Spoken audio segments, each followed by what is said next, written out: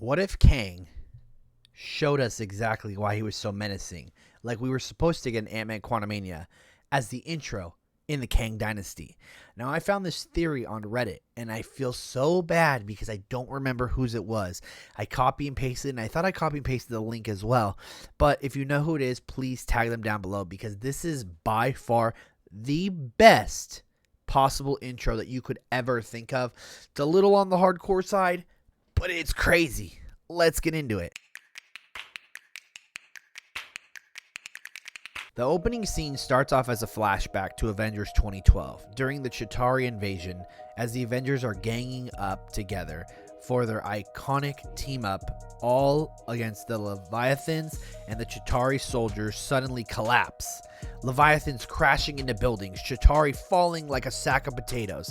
The Avengers look around in silence, wondering what happened, before a vivid purple rift opens up, and the Conqueror walks on through. Thor speaks to Kang in the distance. "Who are you, and what have you done to our enemies?" Kang responds, "I did you a favor, did I not? They were your enemies after all. I go by many names, but you can call me Kang." Iron Man intervenes in the conversation. Kong doesn't make a difference. We've beat Space Invaders before and we'll do it again. Kang humors Stark, showing no fear. "So certain, aren't you, Stark? Isn't it?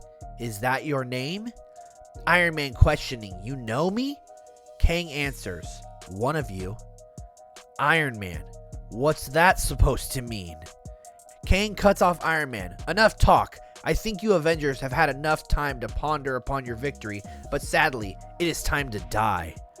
Thor throws his hammer at Kang, but Mjolnir is abruptly stopped in front of the Conqueror before being rocketed back to the Avengers, perfectly hitting Iron Man's arc reactor and killing him instantly. The Avengers scream in panic. Hulk releases an angry roar, and Thor yells, "You will die for that," as the Avengers charge towards Kang, but are stopped as Kang releases an explosion of energy. The explosion immediately kills Hawkeye and Black Widow. All that is left is Thor, an angrier Hulk, and an injured Captain America. Thor comes in for the first strike, blasting Kang with a bolt of lightning, which is blocked off by his force fields. Thor comes down, spinning his hammer, and cracks the force field. But before he can do any more damage upon hitting the force field against his hammer vibrates, and Thor gets pruned, causing his hammer to fall to the ground. After pruning Thor, Kang notices he is being ambushed by Captain America and Hulk. Steve Rogers sets up a distraction from the front. Kang side-eyes his blind spot, realizing Hulk is coming back from behind, so in quick thinking, he shoots his energy beam at Captain America, which he knew he'd deflect with his shield, and the beam deflects, hitting Hulk, knocking him out cold. Kang speaks once more before killing Cap. How predictable. And he breaks Cap's neck with telepathy. A portal comes down from the sky. 2012 Thanos has arrived to investigate the cause of his entire army's death and the slaying of the Avengers. He quickly notices Kang gazing upon the destruction of New York City. Thanos speaks with prowess, "And who may you be?" Kang ignores the Titan's question. Yes, the Mad Titan himself." Thanos angrily responds, "Continue to play these foolish games and consequences are inevitable. Explain yourself and I may spare you of your suffering." Kang peers at Thanos with a sickening grimace. "You don't have the gauntlet, do you?" Thanos pauses and feels a sense of unease, but keeps composure. "Why?" The screen pans to Kang, hands revealing that he has begun twirling his fingers. Thanos groans in agony as his spine is swiftly torn from his body with Kang's telepathy. The body is not shown on screen to preserve the PG-13 rating, but the bulky skull-connected spine, dripping of the Titan's purple blood, is shown levitating in midair before being dropped by Kang. He walks back in the purple rift as this timeline then begins to collapse. Roll intro. That would be crazy.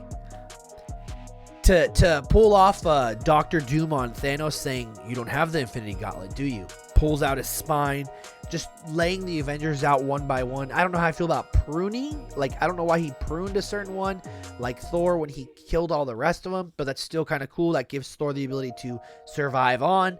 And I like that he's kind of like going from different timelines and just destroying them. I think it's awesome. It makes a lot of sense, and it would give us a, you know, a threat level of Kang, because obviously Kang and Ant-Man was just Kang, but like to get to this level, to be this destructive, to show how easily he gets rid of this mighty team of Avengers, the ones that even Thanos couldn't stop in the long run, I think that would be perfect. I want to say thank you for the last video, for my Kang Dynasty video, for those little bit of details. I have one coming up where I've actually been told some information, obviously take it with a grain of salt, but what happens after Secret Wars, where we go, and how the reboot exactly happens. If you guys want me to do that, let's get it to like 25 likes, 25 thumbs up, share this video, and leave a comment down below saying, after Secret Wars, please. And I got you all.